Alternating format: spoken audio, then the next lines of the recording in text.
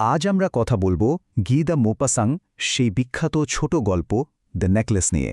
এটা কিন্তু শুধু একটা গল্প না, বরং একটা মারাত্মক সতর্কবার্তা। ভাবুন তো, একটা মাত্র ইচ্ছা, একটা আকাঙ্ক্ষা কিভাবে একটা গোটা জীবনকে ওলটপালট করে দিতে পারে। আর এখানেই প্রশ্নটা আসে, কিভাবে মাত্র এক রাতের আনন্দ কারোর জন্য 10 বছরের দুঃস্বপ্ন হয়ে দাঁড়াতে পারে। চলুন এই রহস্যের গভীরে যাওয়া যাক, দেখব কিভাবে এক রাতের খুশির দাম 10 বছরের কষ্ট দিয়ে মেটাতে হলো। তো গল্পের শুরুতেই আমরা পরিচিত হব মাতিলদা লইসেলের সাথে। তার দুনিয়াটা ছিল দুটো ভাগে ভাগ করা। একটা হল তার কঠিন বাস্তবতা, আর অন্যটা তার রঙিন স্বপ্ন। এই হলো আমাদের গল্পের মূল চরিত্র মাতিলদা লয়সেল। দেখতে সুন্দরী, কিন্তু মনে তার রাজ্যের অতৃপ্তি। তিনি মনে প্রাণে বিশ্বাস করতেন যে তার জন্মই হয়েছে একটা বিলাসবহুল জাঁকজমকপূর্ণ জীবনের জন্য। কিন্তু দেখুন ভাগ্যের কি খেলা, তার বিয়ে হয়েছে এক সাধারণ কেরানির সাথে। আর এই সাদামাটা জীবনটা তার একদমই সহ্য হতো না। প্রতিদিনই একটা চাপা কষ্টে ভুগতেন তিনি। মানে মাতিলদার ভেতরে সবসময় একটা দ্বন্দ্ব চলত। একদিকে তার কেরানি স্বামীর সাথে সাদামাটা জীবন, যা তার কাছে একদম ফ্যাকাশে মনে হতো, আর অন্যদিকে তার স্বপ্নের জগৎ, যেখানে শুধুই পার্টি, দামি পোশাক আর গয়না। আর এই বাস্তব আর স্বপ্নের টানা পড়েনি, কিন্তু তাকে আস্তে আস্তে একটা বড় ভুলের দিকে নিয়ে যাচ্ছিল।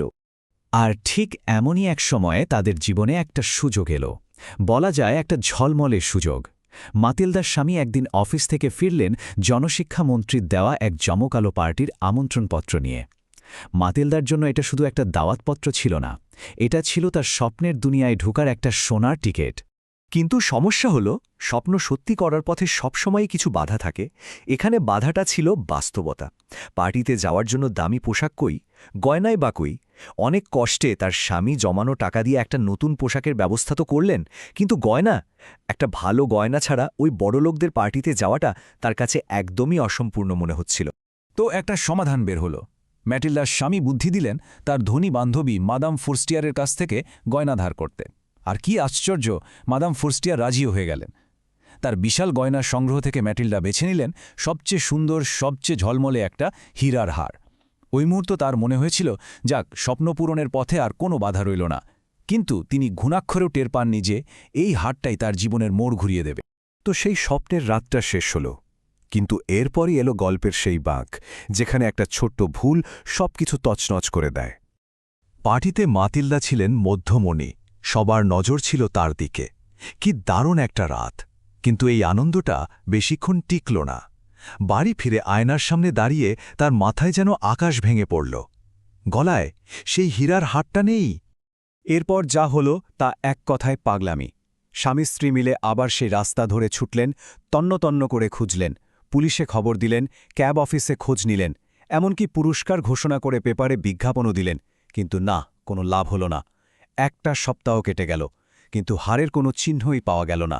তাদের সব আশা আস্তে আস্তে হতাশায় ডুবে যাচ্ছিল।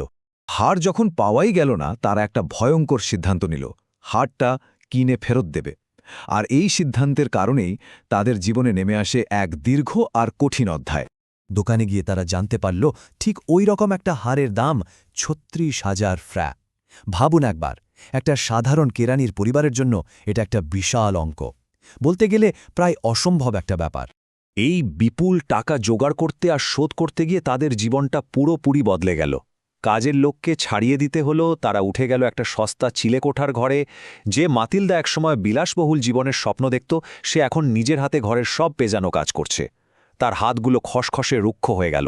আর তার স্বামী বেচারা দিনের পর দিন, রাতের পর রাত বাড়তি কাজ করে চলল। টানা 10টা বছর ধরে চলল এই ঋণ শোধ করার যুদ্ধ। 10 বছর, ভাবা যায়, মাত্র এক রাতের মিথ্যে অহংকারের জন্য 10টা বছর। এই কঠিন জীবন মাতিলদাকে পুরোপুরি বদলে দিল। তার চেহারার সেই কোমলতা, সেই সৌন্দর্য সব কিছু যেন হারিয়ে গেল। তিনি হলে উঠলেন একজন সাধারণ, কঠোর পরিশ্রমী আর ক্লান্ত মহিলা। কিন্তু গল্পটা এখানেই শেষ না, আসল ধাক্কাটা তো এখনও বাকি। চলুন দেখি গল্পের শেষে কি মর্মান্তিক একটা সত্যি তাদের জন্য অপেক্ষা করছিল। তো 10 বছর পর সব দেনা শোধ হয়ে গেছে। একদিন রাস্তায় হঠাৎ দেখা হয়ে গেল পুরনো বান্ধবী মাদাম ফরেস্টিয়ারের সাথে। মাদাম ফরেস্টিয়ার তো প্রথমে তাকে চিনতেই পারছিলেন না। মাতিলদা তখন কিছুটা গর্বের সাথেই ভাবলেন, এবার সব সত্যিটা খুলে বলা যাক।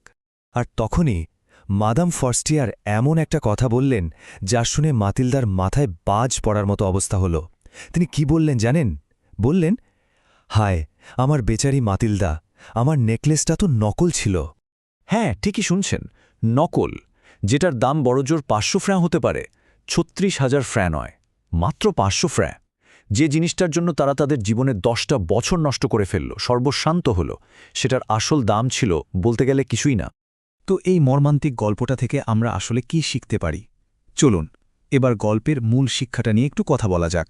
এই গল্পটা আসলে চোখে আঙুল দিয়ে দেখিয়ে দেয় যে লাগাম ছাড়া উচ্চাকাঙ্ক্ষা আর বাইরের চাকচিক্যকে বেশি গুরুত্ব দিলে তার পরিণতি কতটা ভয়ঙ্কর হতে পারে। নিজের সামর্থ্যের বাইরে গিয়ে কিছু পাওয়ার লোভ আর মিথ্যে অহংকার, এই দুটো জিনিসই মানুষকে ধ্বংসের পথে নিয়ে যায়। মাতিলদার জীবনটাই তো এর জলজান্ত প্রমাণ।